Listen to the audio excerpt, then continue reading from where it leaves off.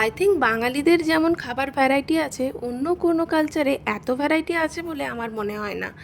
আর জন্মাষ্টমীর আগে বা পরে তালের জিনিস তো সবার বাড়িতে বাড়িতে হচ্ছে, তাই আমার বাড়িতেও তার কোনো ব্যতিক্রম নেই। একটা বড় তাল আনা হয়েছিল, তা থেকে এতটা মাড়ি বেরিয়েছে।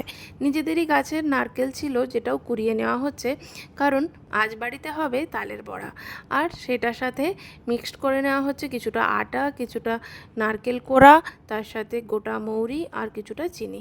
ব্যাস, তারপর সেটাকে মিক্সড করে খুব ভালোভাবে রেখে দেওয়া হয়েছিল 4 ঘন্টার মতো ফ্রিজে। তারপর সন্ধেবেলা গরম সাদা তেলে ছোট ছোট করে ভাজলেই হয়ে যাবে তালের বড়া। হ্যাঁ, এখন কিন্তু দোকানেও অনেক রকমভাবে তালেরই সব জিনিসপত্র কিনতে পাওয়া যায়, কিন্তু বাড়ির এরকম টেস্ট আনতেই পারবে না। তার সাথে তুলতুলে নরম হয়েছিল। হ্যাঁ, এখনও অবধি জন্মাষ্টমীর রেসটা আমাদের কাটেনি, কি বলেন, তাই না?